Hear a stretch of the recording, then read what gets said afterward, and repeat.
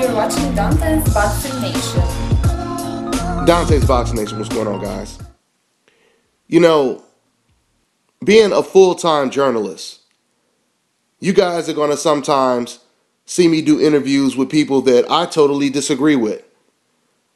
And then you're going to see me do interviews with people that I completely agree with. That's just the nature of the business.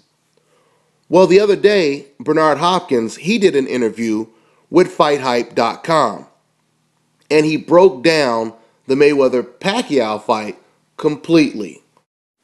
Now, I'll read this quote, and then, as always, I'll give you my thoughts afterwards. So let's go ahead and get into it. Quote, "The first 5 or 6 rounds is going to be back and forth because of Pacquiao's aggression. But Pacquiao is not the best defensive fighter.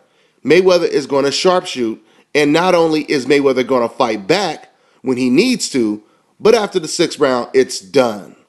Hey, listen, there will be people that's so upset because they charging people money.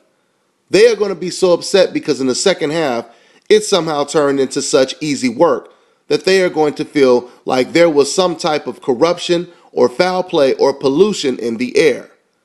They are going to make up all kinds of excuses. Bernard Hopkins laughing. I believe the second half of these 12 rounds going to be target practice for Floyd.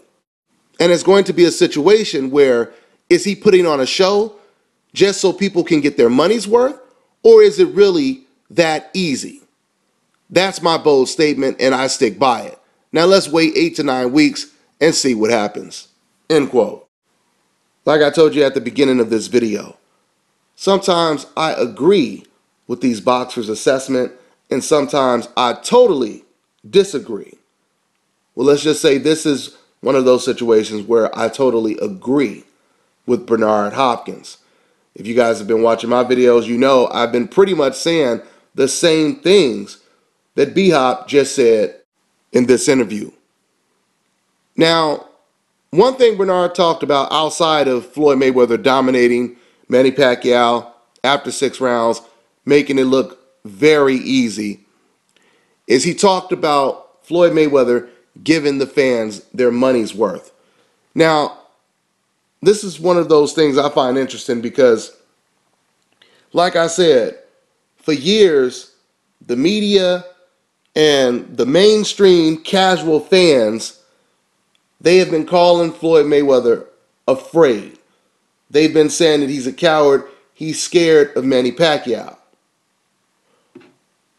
I find it ironic that once the fight is actually made, all of those people who said this, now, in a certain way, indirectly, they make excuses for why Floyd Mayweather is going to win. They are already complaining about how Floyd Mayweather is going to win, as opposed to them complaining about how Manny Pacquiao is going to win, or why Manny Pacquiao is going to win, explaining why he's going to win. I find that unbelievable. I find it unbelievable. Because I'm telling you right now, when it comes to someone like Leo Santa Cruz not wanting to fight Guillermo Rigo, listen, we know Leo Santa Cruz doesn't want to fight Guillermo Rigo. We know, unlike Mayweather, Leo has never negotiated with Guillermo Rigo. He's never called up Guillermo Rigo and said, listen, man, let's try to make this fight. I'm going to offer you this money. You either take it or leave it. Leo's never done this with Guillermo Rigo. Leo's told us that his father doesn't want the fight. Leo's told us that he wants, a ridiculous amount of money to make the fight. So we know he doesn't want the fight. So the point that I'm making is, if Leo today announced that he just signed the contract to fight against Rigo, the first thing I'm going to do is congratulate Cruz for taking the fight. All right?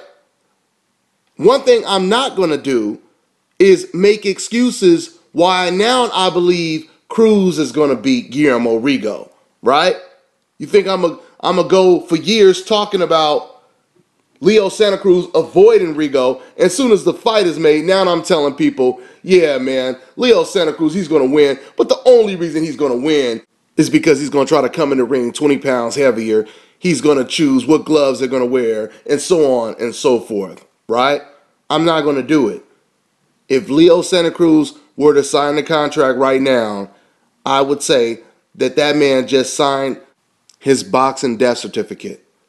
In other words, I'm saying if you truly believe that someone is afraid, you believe that they're afraid because they know that they can't beat that person. You don't call someone afraid of someone, and then as soon as they agree to fight each other, then you say the guy who's afraid is actually going to win the fight. It doesn't really make sense. Okay? But getting back to what Bernard Hopkins talked about in this interview that he did, this great breakdown, once again, I totally agree. I've been telling you guys that Manny Pacquiao's best chance is in the first 4 rounds. If Manny Pacquiao can't land that left hand in the first couple of rounds, he is in trouble. And by the second half of this fight, you will see Floyd Mayweather breaking Manny Pacquiao down. Now, in the first half of this fight could look very similar to the Victor Ortiz fight, where Floyd Mayweather is just going right hand crazy, landing damn near 80% of his right hands on Pacquiao, right? And then the second half, I believe it will look a lot like the Zab Judah fight. Body, body, body will be the key in the second half of this fight. As Teddy Atlas would put it, I believe Floyd Mayweather is going to take the air out of Manny Pacquiao's tires and really slow him down with body shots.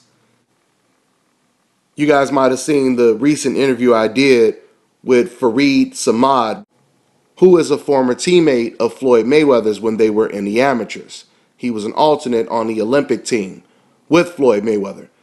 And he told me, matter of fact, you guys can go back and watch the interview, he said the hardest body punchers on the entire team was Floyd Mayweather and Zab Judah. Okay? Floyd Mayweather's body punches are very underrated. And I believe Manny Pacquiao is the perfect opponent to go body punch crazy on. Manny Pacquiao's defense is terrible. Okay? He has a terrible defense. You guys have to understand, in the sport of boxing, when you are going up against a guy who hardly makes any mistakes, as Freddie Roach put it, it's going to be very difficult because this guy doesn't really make too many mistakes. So you have one guy who hardly makes any mistakes going up against an opponent that makes a lot of mistakes.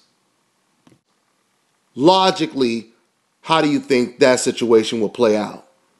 You know, sports like tennis and golf, believe it or not, those sports resemble the sport of boxing. Because in those sports, the guy that makes the least mistakes is often the guy who wins. Right? If you're playing golf and you keep knocking the ball into the lake or into the trees or into the bunker. If you're playing tennis and you keep hitting the ball outside of the lines, you keep hitting the net, your mistakes turn into points for your opponents.